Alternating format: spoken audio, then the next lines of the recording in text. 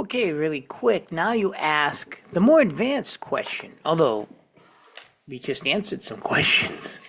We're going to just run quick regression. Now remember, the independent variable here is type, and the dependent variable is the lamentable fatalities. So what we want to see is, are you more likely to get killed by mass or spree? The answer might surprise you. So let's call it just, another lamentable. I've got many in this data set. That's what we call it. Lamentable situation. So we're just using the LM function.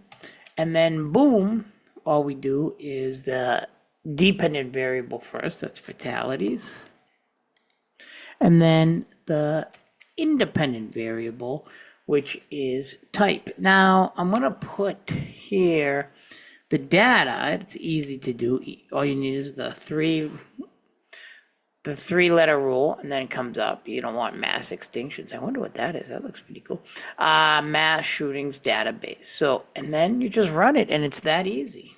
So now we're going to see a summary of lamentable. Eeks.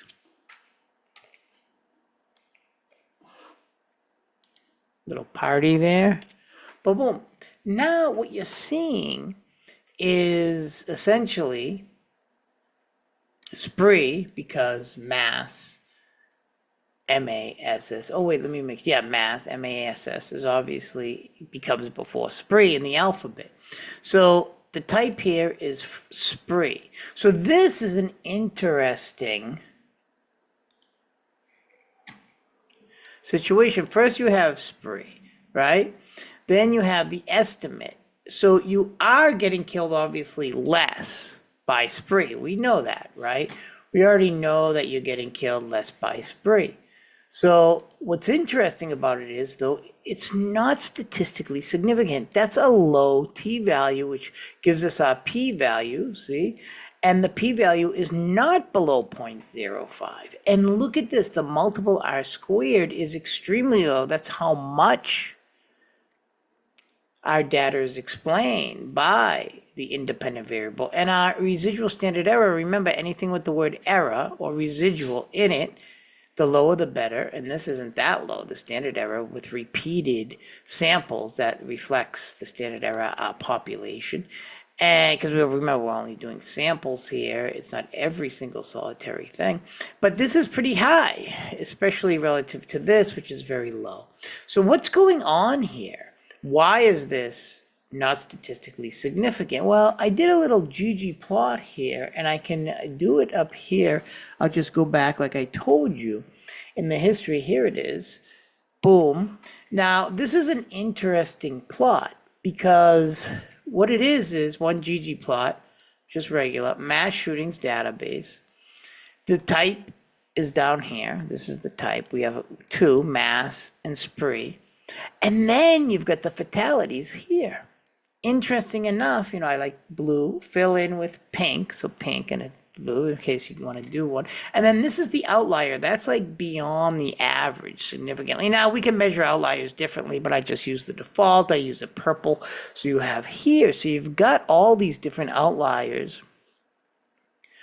This is the main meat of the box plot, right? These are the averages. And then the quartiles, and then you've got only 2 here.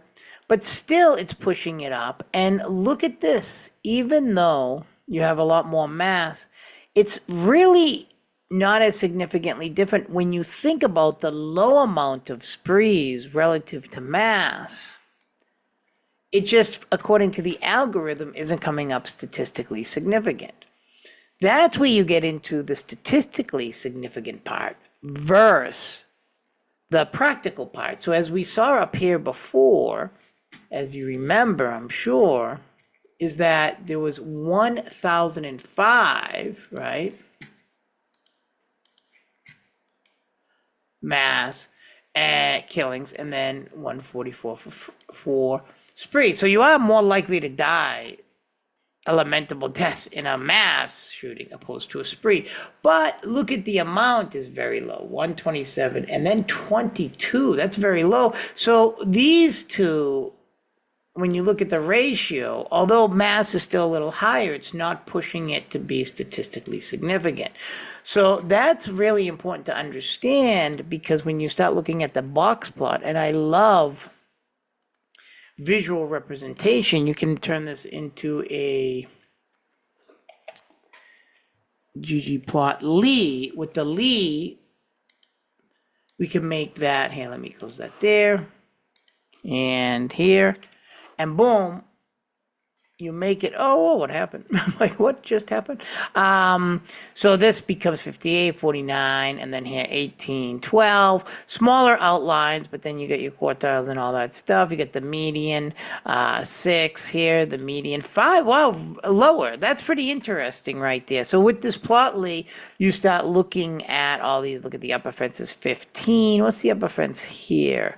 Only 9, yeah. Looks at you got the max up here is 58, yeah, that outlier. And then the max here is 18, obviously. So, but you do see that from a practical point of view, you are going to be lamentably killed more likely in a mass. But spree, even though they're smaller in number, is still a powerful killing machine. I don't know what other word to say.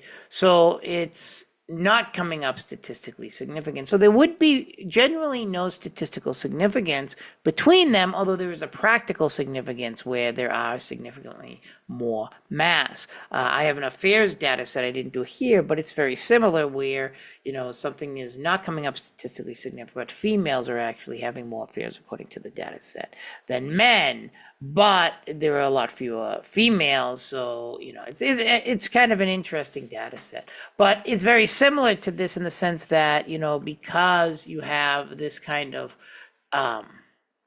these numbers right here, relative to the amount of mass and spree, individually speaking. So I hope that makes a little sense to everyone, but this is showing you how we can take interesting data sets. There's a lot more information here too.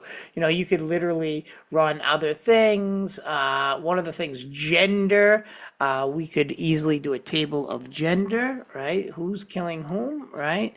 So let's go gender. So you've got only 3 females. The females have to get in on this, right? 143 males. And then I guess a male-female team of 2. And then it might be a trans male. I'm not sure exactly what that TM stands for. Someone else can correct me if I'm wrong. But right there, you start seeing the gender.